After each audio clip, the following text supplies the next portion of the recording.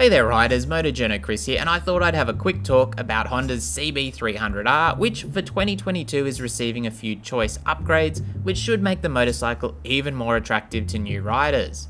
Personally, I find it interesting we've seen the CB300R continue, while the CBR300R fell by the wayside, with the sporty fared bike being a very value-driven proposition and one that I used to see on the road with regularity. The CB300R seems to lean a little more heavily on the higher build quality of the Neo Retro line, and in some ways is a little less competitive in the segment as a result. These updates should sweeten the deal though, and offer a little more bang for your buck depending on how it's reflected in the updated pricing.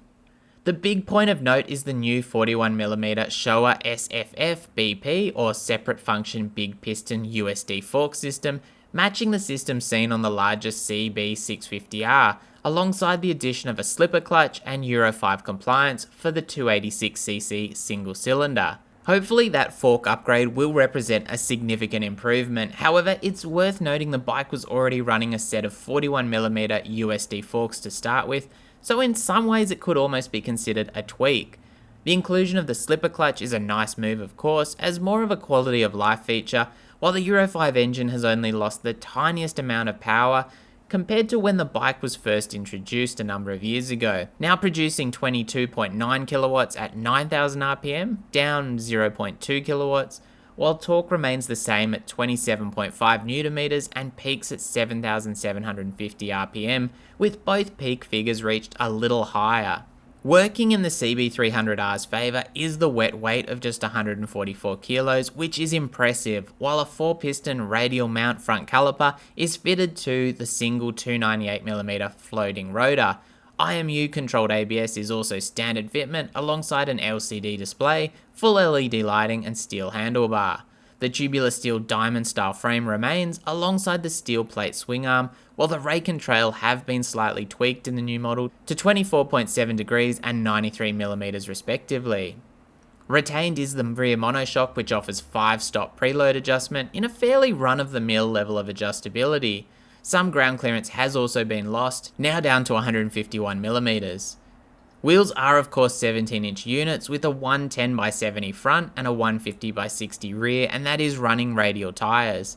The Neo Sports Cafe styling, as Honda puts it, is stripped back and elegant, and it's hard to argue with the overall effect, while a new seat material apparently boosts comfort being thicker.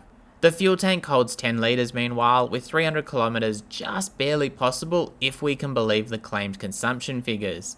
Also revised is the exhaust, no doubt to meet Euro 5 requirements, with a larger catalyzer being run in the mid-pipe alongside a simpler internal structure.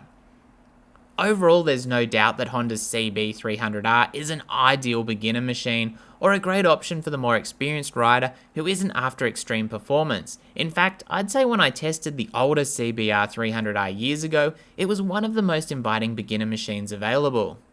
The CB300R still runs a 799mm seat height, which is inviting for most riders, and will of course be a narrow bike, further helping that figure in real world terms. Upright ergonomics are the easiest to start on, with the lightweight being much more forgiving in various ways, with a good overall loadout and package. That's great if you love the look of the Neo Sport theme, and of course the idea of a Honda and the reliability they are renowned for. However, there are some harsh comparisons for the Honda CB300R as a result of its price, much as there are for the larger Honda 500s. The CB300R currently, looking at the 2021 model, isn't far off the price of Kawasaki's Z400 for instance, with the KTM 390 Duke being even closer in price. Obviously different riders look for different features in their bikes, with spec sheet comparisons not always having that much value. But Husqvarna offer their 401s with styling more in line with the Honda and a similar price point when you're looking at on-road costs. So for those who are taking performance into the buying equation, the Kawasaki, KTM and Husqvarna options for instance offer almost 10 kilowatts more power, which borders on 50% more performance, and that is certainly reflected in the ride experience in various ways. That's not to say riders shouldn't consider the Honda CB300R, but like the CB500R and the CBR500R, which also have to compete against the same 400cc offerings along many metrics, primarily for value or performance driven riders, it's a tougher position to be in.